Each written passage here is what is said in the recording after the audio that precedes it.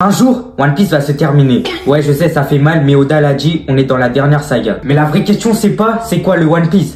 C'est, qu'est-ce qui va se passer après que Luffy soit devenu le roi des pirates? Est-ce que le monde va exploser? Est-ce que la marine va disparaître? Est-ce qu'on va juste voir Luffy ouvrir une boutique de viande? Aujourd'hui, je vais te donner mes théories sur ce qui arrivera après le One Piece. Luffy trouve le One Piece, et ça veut dire qu'il devient le roi des pirates. Mais Oda l'a toujours dit. Le One Piece, c'est pas un trésor matériel. Donc ce que Luffy va découvrir va clairement changer le monde. Après 1000 épisodes, c'est pas juste la fin d'une aventure, c'est la fin d'une ère. Imagine juste la tête de Baggy quand il va voir Luffy devenir le roi des pirates. Avant le après, il faut le pendant. Et on sait qu'Oda, il prépare la plus grande guerre du monde. Une guerre qui surpassera même Marineford. Pirates versus marine, révolutionnaire contre le gouvernement mondial. Les Yonko, les Shichibukai restants, les villageois. Tout le monde. Une fois cette guerre terminée, le monde ne sera plus jamais pareil. En vrai, c'est pas une guerre, c'est un tournoi géant. Et le seul qui gagnera au final, c'est Oda, quand il va encore vendre 200 millions de tomes. Le One Piece révélera sûrement la vérité sur le siècle oublié, et quand ça arrivera, le gouvernement mondial ne pourra plus cacher ses crimes. Les dragons célestes vont perdre leur pouvoir, et ça c'est peut-être la fin de Marijois, ou bien même la destruction du système entier. Imagine les dragons célestes qui sont obligés de trouver un vrai travail.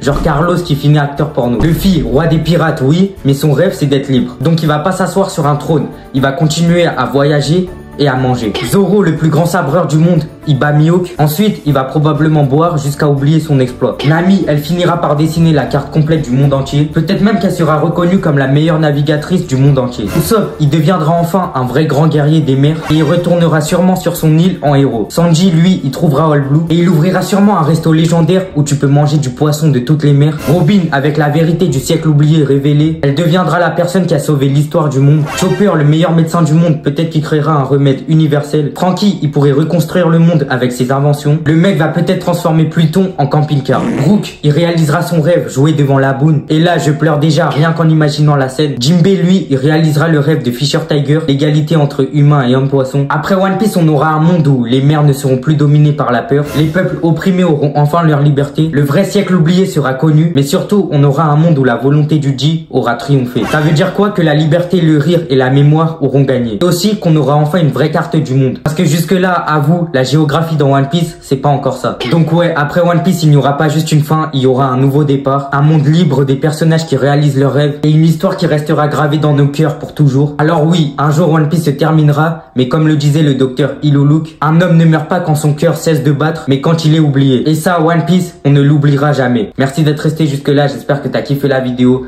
Si c'est le cas, n'hésite pas à la liker, à t'abonner et à surtout à activer la cloche de notification pour ne rien rater. On se retrouve très bientôt pour de nouvelles vidéos. Au revoir.